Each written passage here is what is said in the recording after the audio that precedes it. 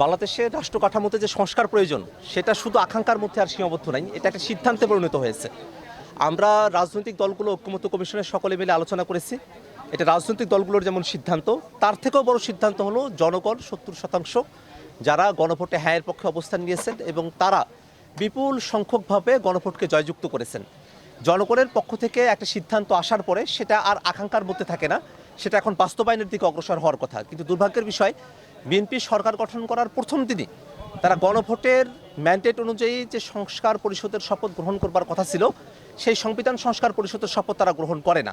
এবং তারপর থেকেই তারা সংসদে নানাভাবে এবং সংসদের বাইরে গণভোটের বিপক্ষে তারা অবস্থান নিয়েছে এবং এই গণভোটের রায় সেটা তারা আর মানতে প্রস্তুত না।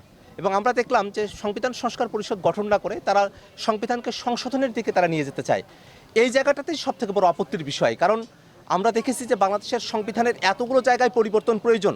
সেই পরিবর্তনগুলোকে যদি টেকসই করতে হয় তাহলে গতানুগতিক সংশোধনের মধ্য দিয়ে এটাকে টেকসই করা সম্ভব না, বরং এমন একটা ফোরামের মধ্য দিয়ে এটাকে টেকসই করা সম্ভব পরিবর্তনটা, যার একটা গাঠনিক ক্ষমতা থাকবে, কনস্টিটিউয়েন্ট পাওয়ার থাকবে, এবং সেটা সংবিধান সংস্কার পরিষদ।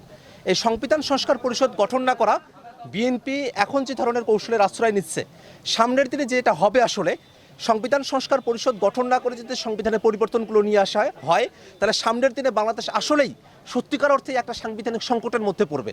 আমরা যেটা মনে করি যে বাংলাদেশ রাষ্ট্রটিকে যদি সত্যিকার অর্থে সামনের দিকে অগ্রসর করতে হয় তাহলে গণভোটের রায় অনুযায়ী সংবিধান সংস্কার পরিষদ গঠন করে সাংবিধানিক যে পরিবর্তনগুলো আছে সেগুলোকে টেকসইভাবে অন্তর্ভুক্ত করতে হবে। আমরা বাংলাদেশে এর আগেও দেখেছি যে জনগণ যখন কোনো একটা বিষয়ে রায় দেয় এবং সে রায়টাকে যদি কার্যকর করা না হয় সেক্ষেত্রে জনগণের মধ্যে একটা ক্ষোভের সঞ্চার হয়, জনগণের পক্ষ থেকেই আওয়াজটা ওঠে।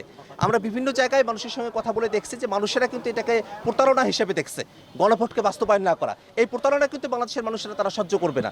আওয়ামী লীগ দীর্ঘদিন এখানে ক্ষমতায় ছিল, তারা ভেবেছিল যে তারা আরও দীর্ঘ সময় ক্ষমতায় থাকবে, কিন্তু তারা ক্ষমতায় টিকে থাকতে পারে নাই। এর আগে বিএনপি সরকার 90-এর পরে তাদের তত্ত্বাবধায়ক সরকার নিয়ে সিদ্ধান্তে আসবার কথা ছিল, কিন্তু তারা যখন সিদ্ধান্তে না আসে একতরফাভাবে একটা নির্বাচন তারা করে, তখন কিন্তু আন্দোলনের মুখেই তাদেরকে সেখান থেকে ফিরে আসতে হয়েছে, তত্ত্বাবধায়ক সরকারের বিধান তাদেরকে সংযুক্ত করতে হয়েছে। এটাই কিন্তু বাংলাদেশের ইতিহাস। সেই ইতিহাসের জায়গা থেকে সরকারকে এই চিন্তাটা মাথায় রাখতে হবে, যদি সরকার এটা বাস্তবায়ন না করে তাহলে যা সিদ্ধান্ত নেবার সেটা জনগণ সিদ্ধান্ত গ্রহণ করবে। আমরা জনগণকে সাথে নিয়ে এই সিদ্ধান্তটা আমরা কার্যকর করব।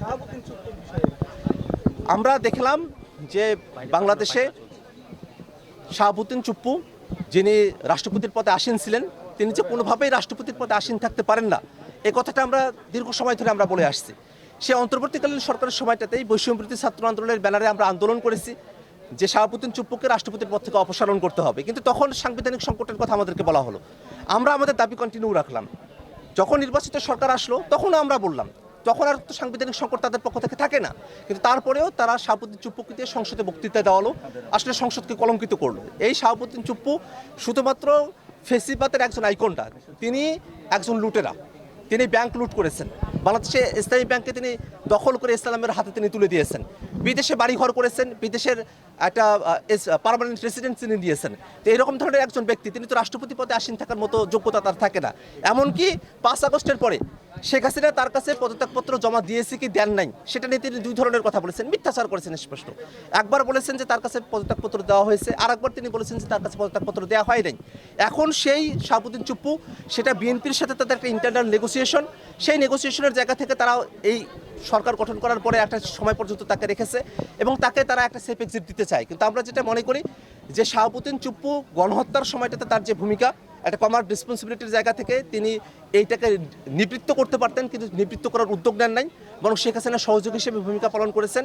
এবং তার অতীতের যে অপকর্ম এবং পরবর্তীতে এই বাংলাদেশ রাষ্ট্রকে নিয়ে বিভিন্ন ধরনের যে ষড়যন্ত্র তিনি করেছেন, আমরা জেনেছি ডেইলি স্টারের বরাতে যে লন্ডনে গিয়েও তিনি শেখ হাসিনার সাথে যোগাযোগ করছেন। এই ধরনের ভূমিকাগুলোর কারণে তাকে কিন্তু এখন আইনের আওতায় নিয়ে আসতে হবে। অনেকে বলছেন সংবিধানের 51 অনুচ্ছেদের কথা, সংবিধানের 51 অনুচ্ছেদের কথা অনেকেই বলছেন যে রাষ্ট্রপতিকে আইনের আওতায় নিয়ে আসা যায় না, কিন্তু এটা সম্পূর্ণ একটা ভুল কনসেপ্ট। কারণ রাষ্ট্রপতি পদে যখন তিনি থাকবেন ঠিক সেই সময়টাতে রাষ্ট্রপতি আকারে তার ফাংশনালিটির জন্য তাকে কোর্টে নিয়ে আসা যায় না। সেই সময়টাতেও কিন্তু সিভিল মামলা যদি হয় সেটা রাষ্ট্রপতির অ্যাগেনস্টে করা যেতে পারে। এমনকি রাষ্ট্রপতি পদ থেকে যখন কেউ সরে আসেন তখন কিন্তু তার বিরুদ্ধে সব ধরনের আইনি পদক্ষেপ গ্রহণ করা যায়। এর আগেও এরশাদ যখন রাষ্ট্রপতির পদ থেকে সরে গেলেন 6 দিনের মাথায় কিন্তু তাকে গ্রেফতার করা হয়েছিল। অতএব সংবিধানে একটা সেফটি ছিল, একটা ইমিউনিটি ছিল, সেটা রাষ্ট্রপতি পদে থাকাকালীন সময় পর্যন্ত। কিন্তু রাষ্ট্রপতির পদ থেকে যখন কেউ সরে যান, তখন তার ব্যক্তিগত যে দায়বদ্ধতার জায়গাগুলো আছে সেটাকে আইনের আওতায় নিয়ে আসতে কোনো বাধা নিষেধ নাই, এটাকে মিসইন্টারপ্রেট করার সুযোগ নাই। সেটা দিয়ে সংবিধানে মধ্য দিয়ে আবার এই রাষ্ট্রপতিকে দায়মুক্তি দেওয়ার কোনো সুযোগ আর নাই। আমরা মনে করি এই যে শাহাবুদ্দিন চুপ্পু, তাকে অবশ্যই গ্রেফতার করে এবং রাষ্ট্রীয় বাহিনীগুলো তাদেরকে এখন তদন্ত করতে হবে। কারণ এই সময়টাতে কিন্তু রাষ্ট্রীয় বাহিনীগুলো তদন্ত করে নাই, কারণ তিনি রাষ্ট্রপতির পদে আসীন ছিলেন। এখন তদন্ত করতে হবে যে আরও কত জায়গায় এই শাহাবুদ্দিন চুপ্পু গণহত্যার সাথে সামিল হয়েছিলেন, সেই বিষয়গুলোকে খুঁটিনাটি বের করে তাকে একটা বিচারের আওতায় নিয়ে আসতে হবে এবং বাংলাদেশকে এই কলঙ্কমুক্ত করতে হবে।